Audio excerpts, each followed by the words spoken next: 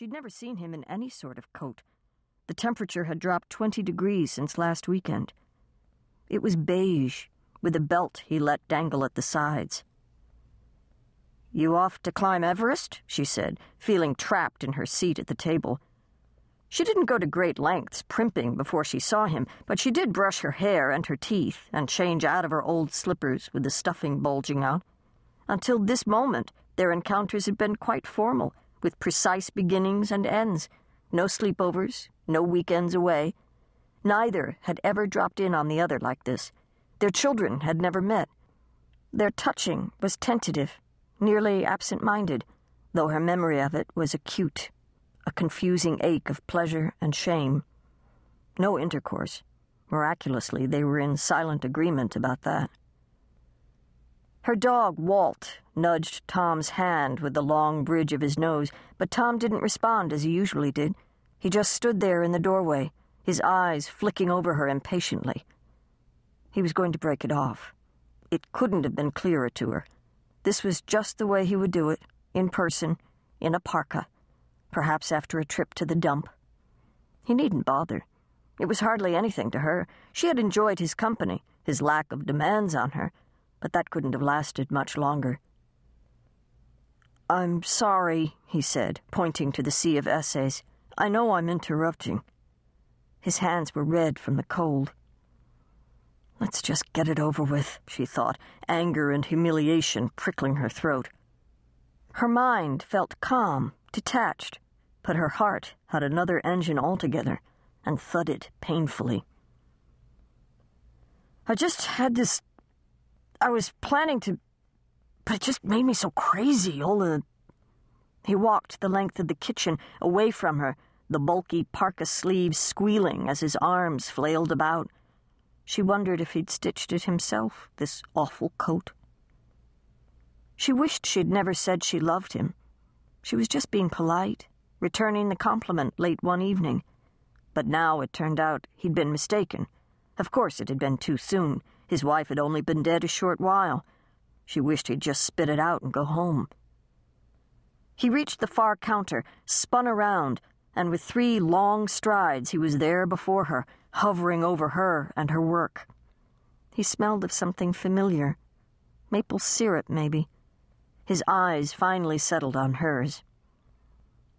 "I love you, Vida. I do. But it's not enough for me. It's not enough to simply love you. I wish for everyone's sake it were, but it's not. I want to marry you."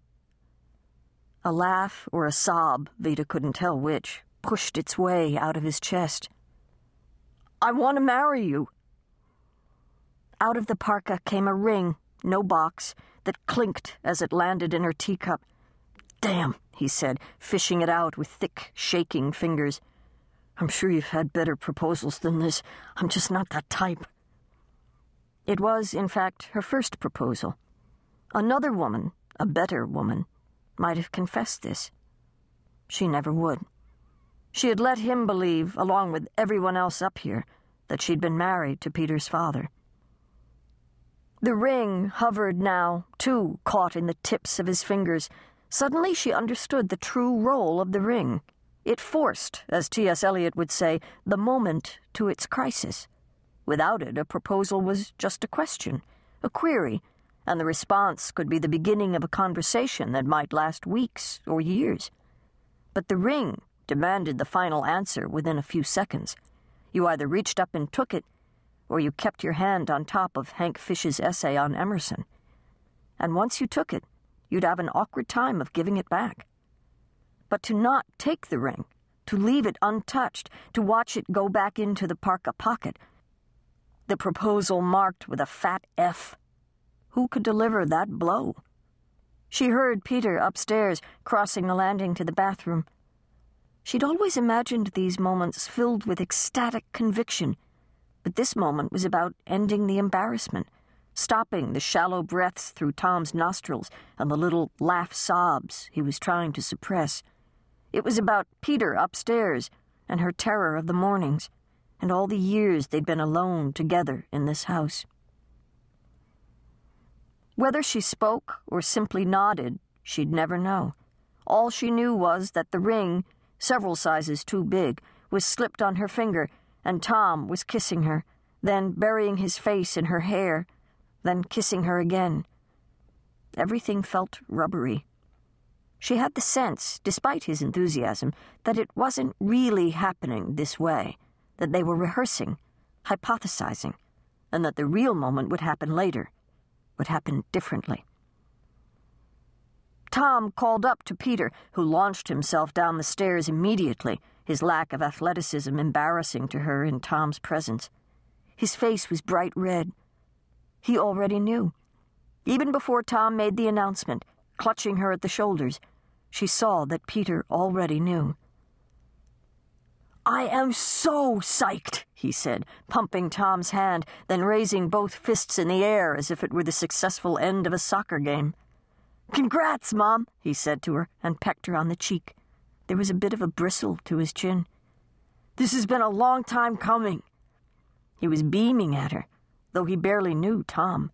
A handful of hellos at the door, that was all. They celebrated with cookies and cider.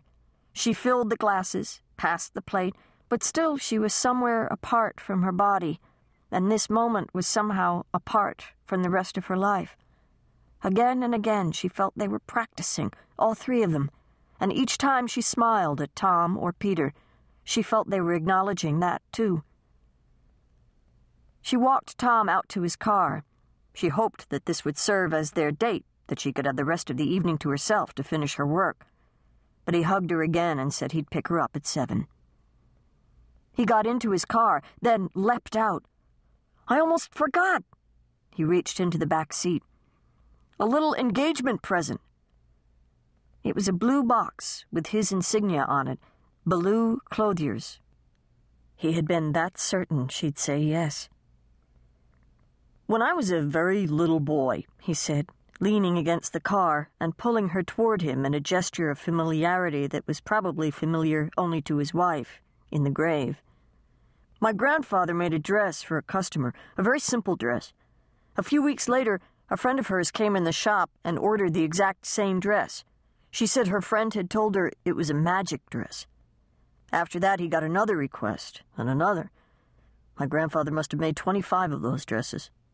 I forgot all about them, and then when I saw you, I remembered. I remembered the dress exactly, right down to the pearl buttons. I don't know why." She lifted off the top. It was yellow, a color she never wore. She was relieved that it was a summer dress with tiny capped sleeves. It would be at least 8 months before she'd be expected to wear it. "It's lovely," she said, holding it up to herself. Dear God, what had she done? "It's magic." He kissed her again. The kisses were different now, firmer, possessive. "Tom the tailor made me a dress," she imagined telling Carol, though she knew she wouldn't. She watched his car turn off her gravel road and onto the paved school avenue, which carried him past the mansion and all its new limbs, then the tennis bubble, then the hockey rink, in a long arc, before finally setting him back on the main road. She would have to leave this campus, this haven of 15 years, if she actually married him. "Aren't you freezing?" Peter called to her from the front door. There was a thrill, a wildness in his voice she'd never heard before. She opened the trunk of her car and tossed the box in. "What's in the box?" he'd ask when she got a little closer. He was going to have so many questions this afternoon. She stopped on the path to the house and lit a cigarette to buy herself some more time.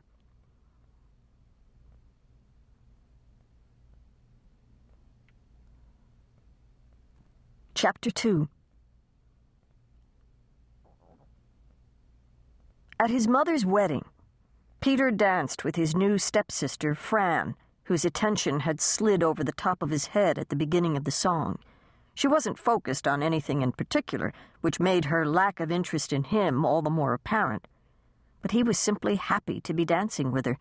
He might never again have the opportunity to dance with someone so thoroughly out of his league. This marriage was exactly what Peter had wanted, and now it was here, all around him, written on balloons tied to chairs.